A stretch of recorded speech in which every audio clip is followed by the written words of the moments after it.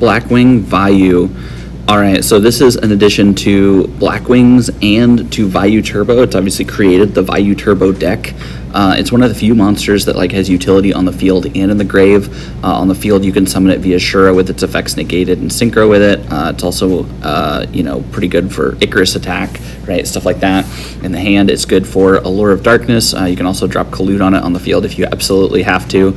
And then obviously it provides utility in the grave with being able to synchro from the graveyard. So it's just one of those cards that while not powerful on its own, it clearly creates another deck based around it with graveyard manipulation.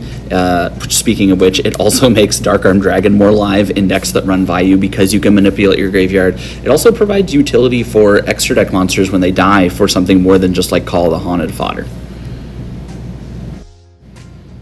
Raikou, what is there to say about Raikou that hasn't already been said? So obviously a lot of the best decks in Edison format are Raikou Caius decks. Hamster obviously is a viable card because of Raikou. It's great in Light Sworns, it's great in Quick Draw, it's great in anything that wants to mill, it's great in decks that you throw Chaos Sorcerer in. It provides so much extra utility. Hamster is 1800 defense, so when they attack into it, they might not be able to kill it, and now you have Hamster alive, plus a Raikou that you can flip and tribute for Caius. Not to mention, in Christia Sworn, it's so good to be able to set Hamster. They attack into it, you special Raikou on your turn, you flip Raikou, pop whatever back row might be waiting for Christia, and then just double sack for Christia. It just provides so much utility. Obviously, it gets a little bit better in later formats by making things mistiming. I mean, I guess technically it can do that with Gear Town in this format, but there's just so much utility in this small card.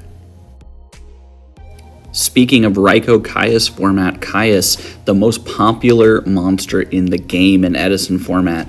This card is just so good. 2400 on 1 tribute is decent enough. It obviously could be a little higher, but it outs so many things, whether it be high enough attack to attack over something like a Thunder King, or the ability to banish getting around stuff like Stardust Dragon, being able to easily out monsters even if it gets bottomless or torrential or whatever. It's just so good. Obviously also banishing is really good in the format. Going back to Vayu stuff, right? If you can banish a Vayu or a Blackwing Synchro, that stops a lot of worry for stuff later on in the game. Similarly speaking with Light Sworns, right? If you can banish a Light Sworn, they won't have that target in the graveyard to use against you. Same with fairies, same with so many other decks. The ability to banish is so good, and that's why this card is amazing in this format. Honest, well, technically I guess the spot goes to both Honest and Collude, but Honest is obviously the better pick and used in more decks. So Honest and Collude, other than DD Crow, are some of the only hand traps, usable cards in your hand that you can use on your opponent's turn. The good thing, though, about something like Honest or Collude is it can be used offensively or defensively. If your opponent is attacking a monster you just don't want to die, you can drop Honest on the first attack, and now it's probably bigger than everything else they have to attack. Similarly speaking with Collude, right, you can use Collude offensively, similar to Honest, and you can drop it on Ashura to guarantee you're going to kill something, right?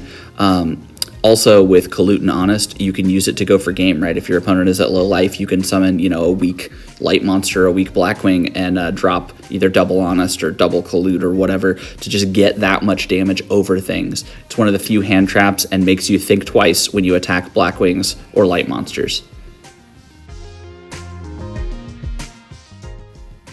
Dark Armed Dragon. Man, if you are running darks in any count over 5 in your deck, you are running Dark Armed Dragon. This card was the bane of an entire format, and it's still incredibly insane in Edison format. This card single-handedly can win games as a top deck. It makes it so that every time your opponent sends a dark monster to the graveyard, you are constantly paying attention to how many darks they have and being able to play around that with DD Crow or, banishing monsters with Caius. They don't get to that 3 number. You always want to make sure they have either less than 3 or more than 3. And in decks like Blackwings and decks like Vayu Turbo that can consistently manipulate the graveyard, it is a constant threat throughout the game. Unless it's, super late game and, all their monsters are dead, this is a constant threat in almost any deck that plays Dark Armed Dragon. It is, by definition, the second best boss monster in the format.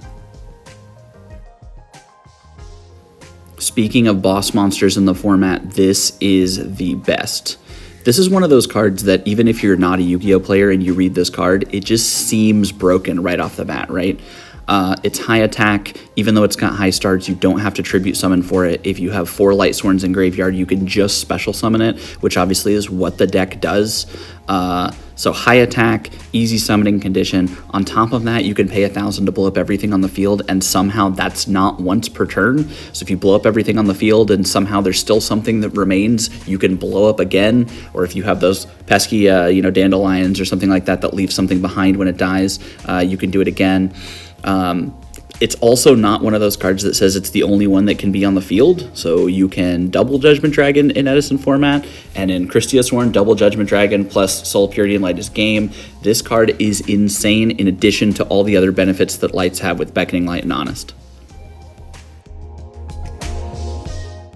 Archlord Christia. Man, this card was slept on pre 2020 Edison format, right? I remember playing back in the day and pulling these and really trying to get these things to work, and they just never did.